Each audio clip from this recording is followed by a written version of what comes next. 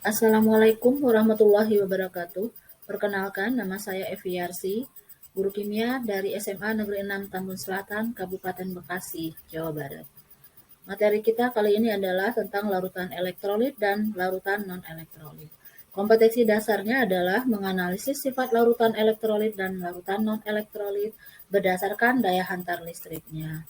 Tujuan pembelajarannya adalah siswa dapat membedakan larutan elektrolit kuat dan non-elektrolit lemah, menyebutkan penyebab larutan bersifat elektrolit, dan menyebutkan jenis-jenis larutan elektrolit beserta senyawanya.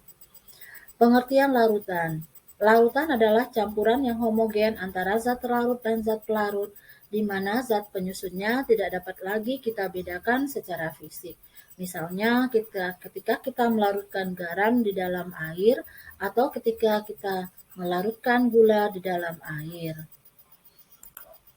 Jenis larutan berdasarkan daya hantar listriknya kita bagi dua. Yang pertama larutan elektrolit, yang kedua larutan non-elektrolit.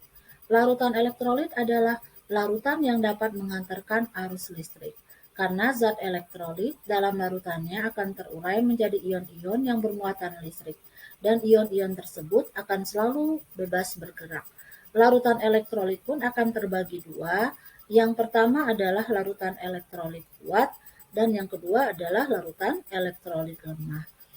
Larutan non-elektrolit adalah larutan yang tidak dapat mengantarkan arus listrik karena zat non-elektrolit dalam larutannya tidak dapat terurai menjadi ion-ionnya. Larutan elektrolit kuat adalah larutan elektrolit yang mengalami ionisasi sempurna. Contohnya asam kuat seperti HCl, H2SO4, HNO3, HI, HBr, dan masih banyak lagi contoh yang lainnya. Basa kuat seperti NaOH, KOH, BaOH 2 kali, dan garam yang mudah larut di dalam air seperti NaCl, Ki, Al2SO4 3 kali. Larutan elektrolit lemah adalah larutan elektrolit yang terionisasi secara sedikit, tidak terionisasi secara sempurna. Contohnya adalah asam lemah seperti CH3COH, HCN, H2CO3, kemudian basa lemah seperti NH4, NiOH 2 kali, dan garam-garam yang sukar larut seperti PbI2, AgCl, CaCrO4.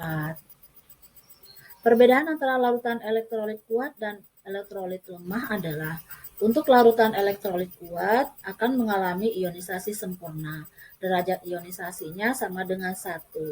Pada uji daya hantar larutannya akan menimbulkan gejala lampu menyala terang dan terjadi gelembung gas.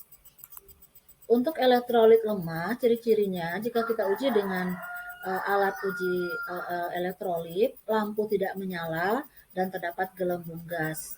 Kemudian mengalami ionisasi sebagian dan derajat ionisasinya kurang dari 1. Larutan elektrolit itu dapat berupa senyawa ion dan senyawa kovalen. Senyawa ion adalah senyawa yang terdiri atas ion positif dan ion negatif seperti NaCl, Al2SO4, KCl, KNO3. Dalam bentuk padat, senyawa ion sukar mengantarkan arus listrik karena tidak dapat bebas bergerak. Senyawa ion yang dilarutkan dalam air membuat ion-ionnya dapat bergerak bebas. Misalnya senyawa NaCl yang dilarutkan dalam air. Ion-ion yang tersusun rapat akan tertarik oleh molekul-molekul air sehingga dapat bergerak bebas dalam larutan. Kemudian senyawa kovalen. Senyawa kovalen adalah senyawa yang atom-atomnya tergabung dalam ikatan kovalen. Hanya senyawa kovalen polar saja yang dapat menghantarkan arus listrik, sedangkan senyawa kovalen nonpolar tidak bisa menghantarkan arus listrik.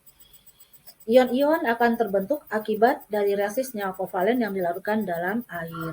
Contohnya tadi adalah pada HCl, dia adalah termasuk senyawa kovalen polar. Demikian materi kita pada kesempatan hari ini. Terima kasih atas perhatiannya. Assalamualaikum warahmatullahi wabarakatuh.